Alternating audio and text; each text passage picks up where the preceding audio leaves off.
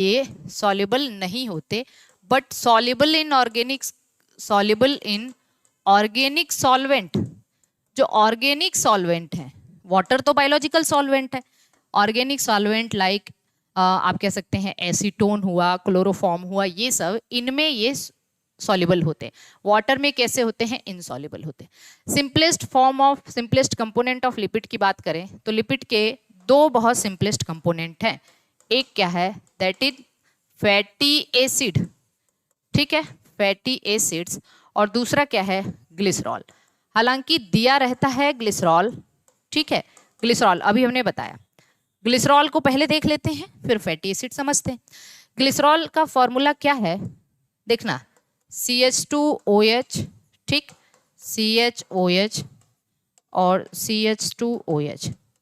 अगर आप देखें इसका जो IUPAC नेम अगर केमिस्ट्री के अंतर्गत देखें तो 1 2 3 है ना, ट्राई हाइड्रोक्सी प्रोपेन, एक कार्बन, दो कार्बन, तीन कार्बन, तो क्या हो गया? ये हो गया 1 2 3 ट्राई हाइड्रोक्सी प्रोपेन। अब आप समझ रहे होंगे कि हम यहाँ केमिस्ट्री क्यों पढ़ा रहे हैं, क्योंकि एनसीईआरटी के अंतर्गत दिया रहता है। तो एनसीईआरटी की भी हमें सारी चीजें कवर करनी है और हमें आपको जीरो से हीरो बनाने के लिए ये सब चीज करना पड़ेगा। आप समझ के चलिए कि आप रट के जो है ना चीजों को ज्यादा देर तक रिटेन नहीं कर सकते अपने माइंड में। जब तक चीजें आपको एकदम अच्छे से समझ नहीं आएंगी तब तक आप रट के इसको नहीं जो है रट के आप अच्छा परफॉर्म नहीं कर सकते। फैटी एसिड क्या है? देखिए, व्हाट इज फैटी एसिड? कोई भी ध्यान से समझना, hydrocarbon, any hydrocarbon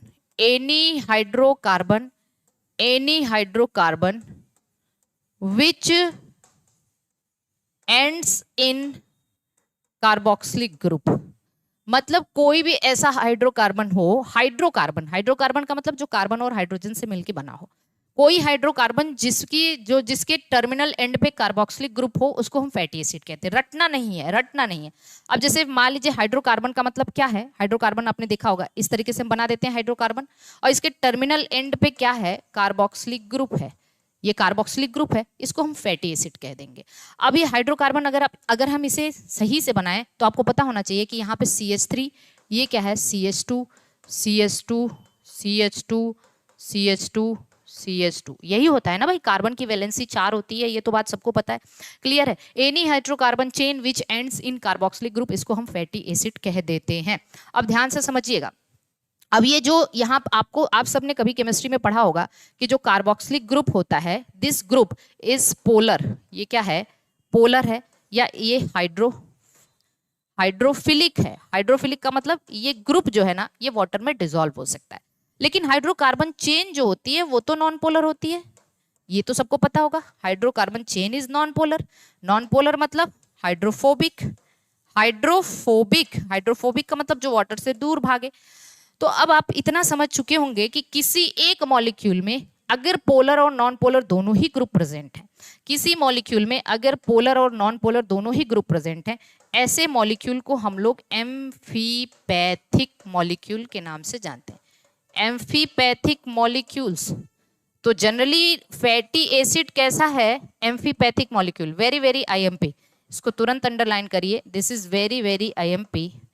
fatty acid कैसा मॉलिक्यूल है? एम्फीपैथिक मॉलिक्यूल है, क्योंकि सेम मॉलिक्यूल के अंदर polar as well as non polar compound दोनों हैं या कंपोनेंट दोनों हैं, इसलिए इसको हम एम्फीपैथिक। लास्ट लेक्चर में हमने आपको बताया था एमिनो एसिड एम्फोटेरिक है। एम्फोटेरिक एक अलग चीज होता है। लास्ट लेक्चर में हम यहाँ पे थोड़ा सा रिमाइंड करा भी दे रहे हैं, जो हमने एप्लीकेशन पे क्लास ली थी तो हमने बताया था कि जो एमिनो एसिड्स होते हैं, एमिनो एसिड्स, क्योंकि वो सिचुएशन के हिसाब से एसिड की तरह भी एक्ट कर सकते हैं और बेस की तरह भी एक्ट कर सकते हैं, acid as well as base. तो ऐसा मॉलिक्यूल जो एसिड और बेस दोनों की तरह एक्ट करे, उसको हम एम्फोलाइट्स कहते हैं या एम्फोटेरिक कहते हैं। क्या? Amphoteric molecule. तो इसको नोट कर लेना कि एमिनो एसिड क्या है? एम्फोटेरिक या एम्फोलाइट्स है, जबकि फैटी एसिड क्या है? एम्फीपैथिक है। क्या है? एम्फीपैथिक। एमिनो एसिड क्या है? एम्फोलाइट्स या एम्फोटेरिक है because they can act as acid as well as base depending upon the situation of surrounding या depending upon the situation of pH, है ना। पीएच के बेसिस पे ये कभी एसिड या बेस की तरह बिहेव कर सकता है। तो ऐसे मॉलिक्यूल को हम एम्फोलाइट या एम्फोटेरिक कहते हैं, जबकि फैटी एसिड क्या है, एम्फीपैथिक है। यहां तक सबको क्लियर? कोई दिक्कत? जल्दी बताइए।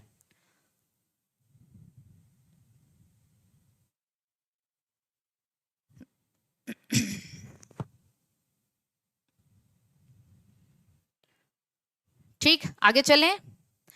एक एक पॉइंट क्लियर होना चाहिए, एक एक पॉइंट क्लियर होना चाहिए, कुछ भी रटना नहीं है। बस मेरा यही प्रयास कि आपको कुछ रटने नहीं देना है कि बस ये क्वेश्चन कभी इस जमाने में आया करता था या ये क्वेश्चन कभी इस पेपर में आया है या इस पेपर में आया है तो इसका ऑप्शन ये है। ऐसे सवाल नहीं लगवाना है हमें। हमें आपको उसके रूट का, जो उसका रूट है, उसकी जो जड़ है ना, उसके पास तक लेके जाना है। तो ये चीज समझ आ गई सबको? आगे चलें। चलिए देखिए, अब देखना जरा ध्यान से। फैटी एसिड के बारे में थोड़ा समझते हैं। फैटी एसिड के बारे में थोड़ा देखते हैं। फैटी एसिड समझ आ गया? अब देखिए, हमने कहा कि फैटी एसिड क्या है। प्लीज बी अटेंटिव और अच्छे से समझिए। फैटी एसिड है क्या? फैटी एसिड को समझिए। तो हमने कहा फैटी एसिड में कोई एक हाइड्रोकार्बन चेन और जिसके टर्मिनल पे COOH ग्रुप प्रेजेंट हो, इसको हम फैटी एसिड कहते हैं। अब ये जो टर्मिनल है इसको हम R मान लें, R, ठीक है, R कोई ग्रुप मान लेते हैं, और ये तो है ही COOH, ये पोलर ग्रुप है ना, ये तो पोलर ग्रुप है। अब आपको एक इंटरेस्टिंग सी बात बता रहे हैं, जो वैल्यू ऑफ R होती है, वैल्यू ऑफ R वो क्या हो सकती है? वैल्यू ऑफ R क्या हो सकती है? सबसे सिंपलेस्ट वैल्यू CH3 हो सकता है। R की सबसे सिंपल वैल्यू CH3 हो सकती है, और सबसे हाईएस्ट वैल्यू कितनी हो सकती है? सबसे हाईएस्ट वैल्यू इसकी कार्बन 19 हो सकती है। 19 कार्बन का कोई कंपाउंड R हो सकता है। R क्या हो सकता है? सबसे सिंपलेस्ट CH3 हो सकता है, या फिर 19 कार्बन तक का कोई कंपाउंड हो सकता है। तो हम कह सकते हैं कि जो R की वैल्यू है वो कितना होगा? कार्बन 1 से लेके कार्बन 19 तक इसकी वैल्यू हो सकती है। कार्बन 1 यहाँ है, कार्बन। अब इसके बेसिस पे आप बता सकते हैं कि सबसे सिंपलेस्ट फैटी एसिड क्या होगा। R की जगह हम CH3 रख दें तो CH3, और फिर COOH तो है ही, COOH। अब आप बताइए सबसे सिंपलेस्ट फैटी एसिड क्या होगा? Acetic acid. Acetic acid is the simplest fatty acid. और सबसे सिंपलेस्ट फैटी एसिड में 2 कार्बन होंगे, 2 कार्बन, एक कार्बन ये, एक कार्बन ये, ठीक है। इतनी बात सबको समझ आई? अच्छा, सबसे हाईएस्ट फैटी एसिड में कितने कार्बन होंगे? तो R की जगह कोई 19 कार्बन का कंपाउंड होगा। तो R की जगह क्या है भाई? 19 कार्बन प्लस एक कार्बन कार्बोक्सिलिक ग्रुप वाला, एक कार्बन कार्बोक्सिलिक ग्रुप वाला, मतलब 20 कार्बन।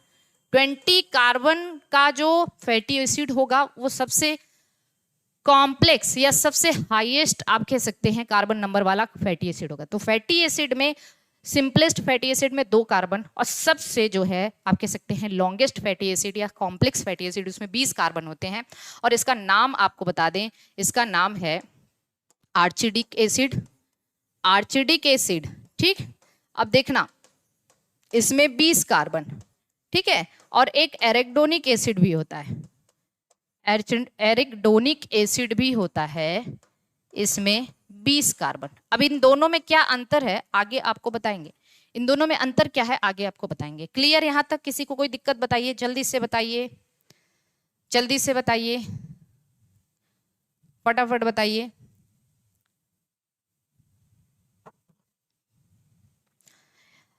सबसे सिंपलेस्ट फैटी एसिड और सबसे कॉम्प्लेक्स फैटी एसिड के बारे में सबको पता है, कोई दिक्कत नहीं, यहां से कोई दिक्कत नहीं होगी ना किसी को? क्लियर? एक बार बताइए, कैसे पता चलेगा भाई क्लियर हो गया आप लोगों को? ठीक है, ओके। चलिए अब आगे चलते हैं, आगे चलते हैं, आगे ध्यान देते हैं। जो फैटी एसिड है, फैटी एसिड, देखिए क्वेश्चन यहां से आते हैं। फैटी एसिड को हम फिर 2 पार्ट में डिवाइड करते हैं। फैटी एसिड को हम फिर 2 पार्ट में डिवाइड करते हैं। एक होता है सैचुरेटेड फैटी एसिड। यहां से क्वेश्चन लगातार आते हैं, यहां से क्वेश्चन लगातार आते हैं, सैचुरेटेड फैटी एसिड, ठीक है। एक होता है unsaturated fatty acid, unsaturated fatty acid, unsaturated fatty acid. Please यहां से क्वेश्चन हर बार पूछा जाता है, और हम इतने सारे पॉइंट इसमें आपको बताएंगे कि आपको खुद समझ में आएगा। जो लोग पहले से पढ़े हैं या जो लोग क्वेश्चन सॉल्व करते होंगे उनको समझ आएगा कि क्वेश्चन कहाँ कहाँ से हमें मिल सकते हैं, है ना। जैसे कल के लेक्चर में हमने आपको जब प्रोटीन पढ़ाते ही हमने रूबिस्को के बारे में, हमने पूरा डीएनए पैकेजिंग, हिस्टोन प्रोटीन सब के बारे में बता दिया था कि क्वेश्चन यहीं से आते। तो एक क्लास करने के बाद आपको बहुत सारी चीजें क्लियर होती हैं, ठीक है।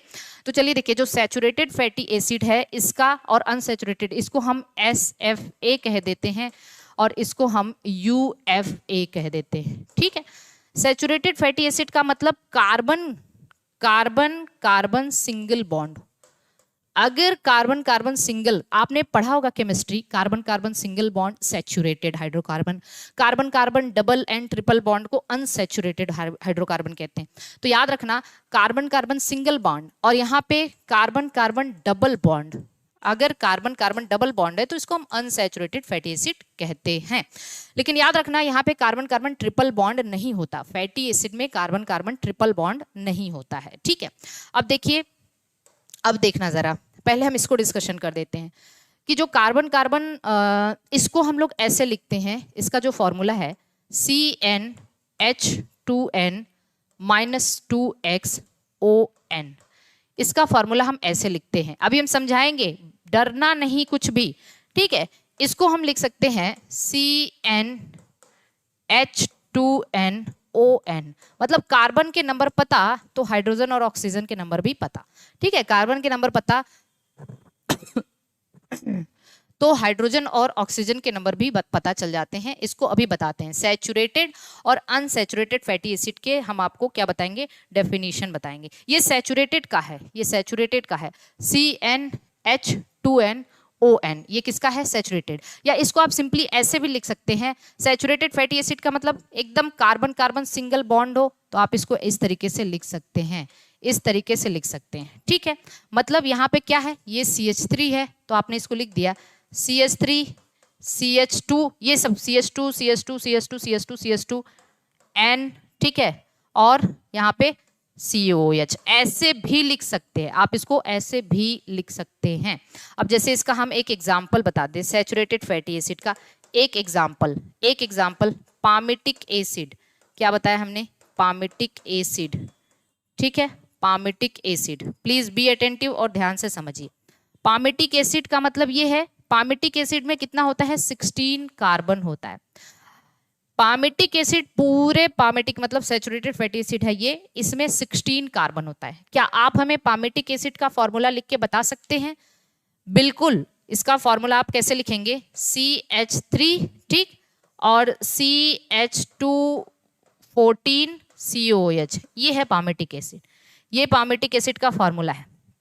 क्या फॉर्मूला होगा पामिटिक एसिड का, क्योंकि इसको आप ऐसे लिख सकते हैं ना, सैचुरेटेड फैटी एसिड को आप ऐसे भी लिख सकते हैं, तो CH3 CH2 14, मतलब 14 ये हो गया, ये 15 हो गया, ये 16 हो गया, यही है ना। तो this is the formula of palmitic acid. Clear सबको, डन, किसी को कोई दिक्कत किसी को कोई दिक्कत नहीं। इसी तरीके से दूसरा है, पामिटिक एसिड के बाद दूसरा है स्टीयरिक एसिड। क्या, स्टीयरिक एसिड। स्टीयरिक एसिड में 18 कार्बन है, टोटल 18। अब आपसे पूछता है कि क्या पामिटिक एसिड में कार्बोक्सिलिक कार्बन को भी जोड़ा गया है? हाँ, कार्बोक्सिलिक कार्बन को भी जोड़ा गया है भाई, सारे कार्बन को जोड़ के इसमें 16 कार्बन है। तो हम इसका फॉर्मूला CH3 CH214 COH लिख सकते हैं ना। स्टीयरिक एसिड का फॉर्मूला बताइए। स्टीयरिक एसिड का फॉर्मूला हमें पता है कि आपको एकदम अच्छे से आ रहा होगा, क्या, दैट इज CH3, ठीक है, CH3। प्लीज बी अटेंटिव और ध्यान से समझने की कोशिश करना है, डरना नहीं है ना, कि कहाँ से ये सब पढ़ रहे हैं। देखिए, ये आप लिख लेंगे CH3 CH2 16 COH, ये हो गया ना। तो 16 कार्बन ये, और ये 17 कार्बन, ये 18। तो ये हो गया आपका क्या, this is saturated fatty acid, जिसमें पामिटिक एसिड है, स्टीयरिक एसिड है, ब्यूटायरिक एसिड है, ठीक है, बहुत सारे, एरूसिक एसिड है, इरूसिक एसिड लिख दे रहे हैं। एक और है इरूसिक एसिड, लिख रहे हैं, अब ध्यान से देखना, इसी का इरूसिक एसिड। इरूसिक एसिड ये पाया जाता है मस्टर्ड ऑयल में। किसमें? मस्टर्ड में। मस्टर्ड ऑयल में पाया जाता है। तो अभी अच्छा इसको रुकिए, इसको यहाँ नहीं लिखेंगे, इसको हमें दूसरी जगह लिखना है। अब आइए देखिए यहाँ पे क्या है। अब ये जो अनसैचुरेटेड फैटी एसिड है ये दो तरीके का होता है, ये दो तरीके का होता है। एक mono unsaturated fatty acid, question देखिए कहाँ से पूछा जाता है, मोनो अनसैचुरेटेड फैटी एसिड, और एक होता है poly unsaturated fatty acid, poly unsaturated fatty acid. इसको हमने शॉर्ट फॉर्म में म्यूफा कह दिया, इसको हमने प्यूफा कह दिया, ठीक है, मूफा और PUFA. Mono unsaturated fatty acid, poly unsaturated fatty acid. Mono unsaturated fatty acid उसको कहते हैं क्योंकि ये भी अनसैचुरेटेड है। इसका मतलब ये होता है कि कार्बन कार्बन जो डबल बॉन्ड हो उसका नंबर केवल एक हो, one double bond, only one double bond. अगर कार्बन कार्बन जो पूरा सैचुरेट पूरा फैटी एसिड बनाएंगे उसमें एक जगह बस डबल बॉन्ड होगा, केवल एक जगह डबल बॉन्ड होगा, तो उसको हम मोनो अनसैचुरेटेड फैटी एसिड कहते हैं। जैसे फॉर एग्जाम्पल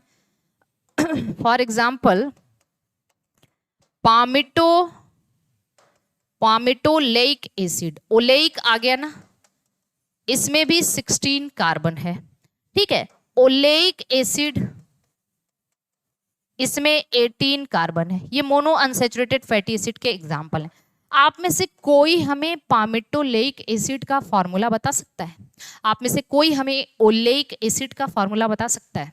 इस फॉर्मूले के बेसिस पे जहां पे ये हमने x लिखा है ना, x is the number of double bond, x is number of double bond, x double bond के नंबर है, x क्या है? Number of double bond. अब आप में से कोई हमें पामिटोलेइक एसिड का फॉर्मूला बता सकता है या ओलेइक एसिड का फॉर्मूला बता सकता है? जल्दी से बताइए।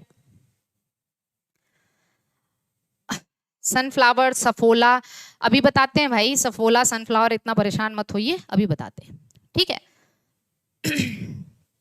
अभी सारी चीजें बताते हैं, जल्दी बताइए। आप में से कोई इसका फॉर्मूला बता सकता है? आपको यही लिखना है ना, CnH2n माइनस, जो इसका फॉर्मूला होगा, जो इसका फॉर्मूला होगा पामिटिक एसिड का, उसमें से दो डबल बॉन्ड, मतलब दो 2x निकाल देंगे। x कितना है? x क्या है? डबल बॉन्ड, तो दो हटा देंगे। एक डबल बॉन्ड है तो दो हटा देंगे, मतलब दो हाइड्रोजन कम हो जाएगा। ऑब्वियस सी बात है, अगर कार्बन कार्बन के बीच में डबल बॉन्ड आ जाएगा तो दो हाइड्रोजन कम हो जाएगा कि नहीं? दो हाइड्रोजन कम हो जाएगा। आपको कुछ तो मतलब केमिस्ट्री का थोड़ा बहुत तो आइडिया होगा ना। अगर भाई देखिए कार्बन के बीच सिंगल बॉन्ड है तो ये 4 वैलेंसी होती है, लेकिन कार्बन के बीच में डबल बॉन्ड हो तो हाइड्रोजन हम दो तो नहीं लगा सकते। हाइड्रोजन फिर हमारे पास दो हाइड्रोजन हमें यहाँ मान लीजिए यहाँ H है, यहाँ H है, यहाँ H है, यहाँ H है, यहाँ H है, यहाँ H है, लेकिन हमने इसके बीच डबल बॉन्ड कर दिया तो हमें यहाँ दो ही H रखना होगा, दो ही H रखना होगा, तो एक H यहाँ से कम, मतलब जो कुछ भी पामिटिक एसिड का होगा उसमें से दो हाइड्रोजन कम हो जाएगा, जो भी फॉर्मूला स्टीयरिक एसिड का होगा उसमें से दो हाइड्रोजन कम हो जाएगा। Are you okay with this? Clear? यहाँ तक किसी को कोई समस्या? कोई समस्या नहीं होनी चाहिए। और ऐसा मतलब ये बहुत इतना डीप तो क्वेश्चन पूछा नहीं जाएगा, लेकिन अगर आप पढ़ रहे हो तो इसके कोर कॉन्सेप्ट तक आपको जाना चाहिए। इतना सिंपल सारी चीजें हैं और इसको क्यों नहीं पढ़े हो आप? ऐसा कभी आपने सोचना चाहिए कि ऐसा हम क्यों नहीं पढ़ते हैं। चलिए आइए नेक्स्ट। अब हम लोग mono unsaturated fatty acid, mono unsaturated fatty acid तो हमने देख लिया कि जब केवल एक डबल बॉन्ड हो तो उसको हम मोनो अनसैचुरेटेड फैटी एसिड कहते हैं। और यहाँ पे carbon carbon double bond multiple हो मतलब मोर देन, मतलब 2 आर मोर देन 2 हो, दो या दो से ज्यादा हो तो इसको हम पॉली अनसैचुरेटेड फैटी एसिड कहते हैं। ठीक है, अब इसका पॉली अनसैचुरेटेड फैटी एसिड यहां हम पढ़ा रहे हैं।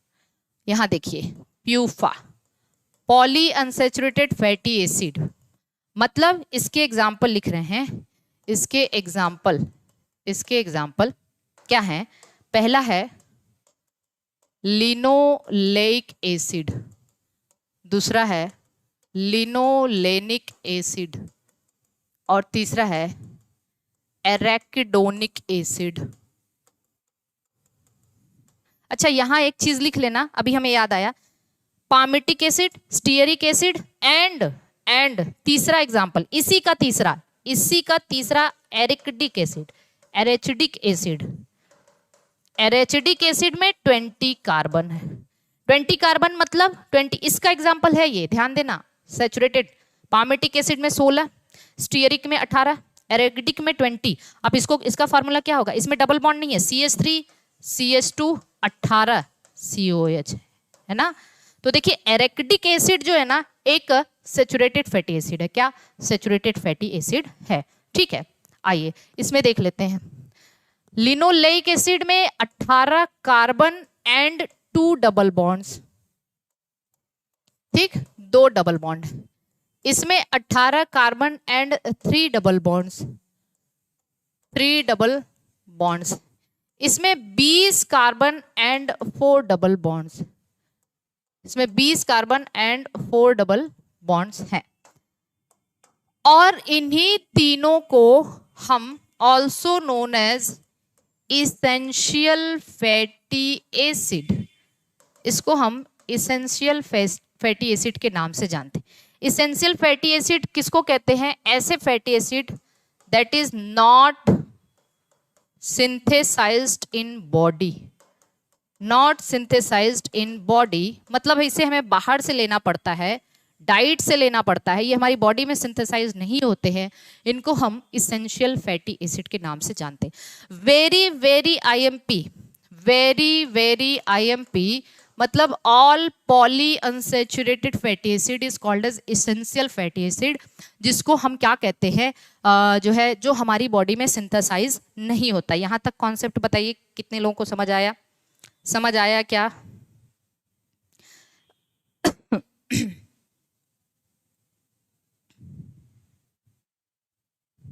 समझ आ गया? ठीक है, इसेंशियल फैटी एसिड इसको कहा जाता है। एक चीज और समझना, इसेंशियल फैटी एसिड के बारे में 2-3 बातें आपको बता दें। इसेंशियल फैटी एसिड इसकी डिस्कवरी की थी इवान एंड बर, पूछा जा सकता है, इवान एंड बर, ठीक है। और they are precursor of prostaglandins, very very IMP. ये प्रोस्टाग्लैंडिन्स के प्रिकर्सर होते हैं। किसके प्रिकर्सर्स होते हैं? प्रोस्टाग्लैंडिन्स के। इसके अलावा इंटरल्यूकाइंस के, ठीक है। तो ये सब कुछ ऐसे हार्मोन है, ये सब क्या है? लोकल हार्मोन्स हैं। ये सब क्या है? लोकल हार्मोन्स हैं। लोकल हार्मोन्स कहाँ से रिलीज होते हैं? ये हम आपको एंडोक्राइन सिस्टम में पढ़ाएंगे। ये रिलीज्ड होते हैं, रिलीज्ड फ्रॉम पैराक्राइन ग्लैंड्स। देखना, paracrine gland, very very IMP. Prostaglandin क्या है? ये लोकल हार्मोन्स होते हैं और ये कहाँ से रिलीज होते हैं? पैराक्राइन ग्लैंड से। पैराक्राइन ग्लैंड का मतलब ये होता है, ध्यान से समझिए, ऐसी ग्लैंड, ठीक है, जिसने अपना कोई सिक्रीशन इसने प्रोड्यूस किया और इसके रिसेप्टर नेबरिंग सेल, इसके बगल वाली सेल पे ही इसके रिसेप्टर प्रेजेंट हो। जो हार्मोन इसने रिलीज किया, इसके रिसेप्टर एकदम बगल वाली सेल पे प्रेजेंट हो, इस ऐसी ग्लैंड को हम पैराक्राइन ग्लैंड के नाम से जानते हैं। क्या कहते हैं? पैराक्राइन ग्लैंड के नाम से जानते हैं। आपको पता होना चाहिए, जो प्रोस्टाग्लैंडिन है, प्रोस्टाग्लैंडिन फर्स्ट डिस्कवर कहाँ से हुआ था? फर्स्ट डिस्कवर्ड फ्रॉम ह्यूमन सीमेन से हुआ था, ठीक है। मेल के सीमेन से इसको डिस्कवर किया गया था। और उसमें भी आप जब पढ़ेंगे रिप्रोडक्टिव सिस्टम, तो सीमेन में भी ये सेमिनल वेसिकल से रिलीज होता है। किससे? सेमिनल वेसिकल से रिलीज होता है, ठीक है। तो इतनी चीज आपको पता होनी चाहिए। इतनी चीज सबको पता?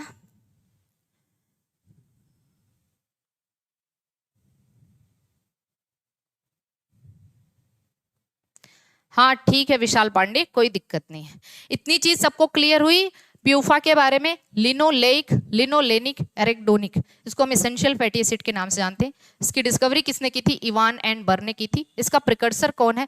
प्रोस्टाग्लैंड, मतलब ये प्रोस्टाग्लैंडिन का प्रिकर्सर है। प्रोस्टाग्लैंडिन, प्रोस्टाग्लैंडिन एक बहुत इंपॉर्टेंट लोकल हार्मोन है, ठीक है। इसका काम भी क्या होता है? यूट्रस का कॉन्ट्रैक्शन। इसका काम एक्चुअली क्या होता है? प्रोस्टाग्लैंडिन का काम क्या होता है इसके बारे में भी आपको बता दें। Promote contraction of uterus.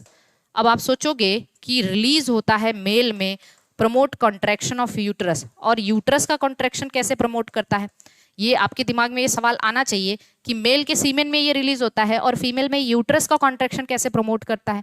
तो सिंपल सी बात है, जब ड्यूरिंग सेक्सुअल इंटरकोर्स जब यहाँ पे सीमेन रिलीज होता है वेजाइना के अंदर या फिर you can say female genital tract के अंदर, तो इस स्पर्म को जाना कहाँ होता है? इस स्पर्म को फेलोपियन ट्यूब में जाना होता है। कहाँ जाना होता है? फेलोपियन ट्यूब तक जाना होता है। और स्पर्म के पास इतनी मोटिलिटी नहीं है कि ये अपनी मोटिलिटी के वजह से इतना ऊपर चढ़ पाए, ग्रेविटी के अगेंस्ट चढ़ पाए। इसीलिए जो सीमेन होता है, सीमेन में प्रोस्टाग्लैंडिन यूट्रस के कॉन्ट्रैक्शन को प्रमोट करता है, और जब यूट्रस कॉन्ट्रैक्ट होता है तो ये स्पर्म ऊपर चढ़ पाता है।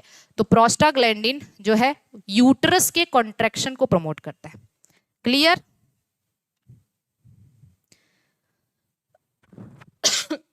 इतनी बात सबको समझ आ रही है? यहां तक कोई दिक्कत? बताइए, किसी को कोई दिक्कत यहां तक?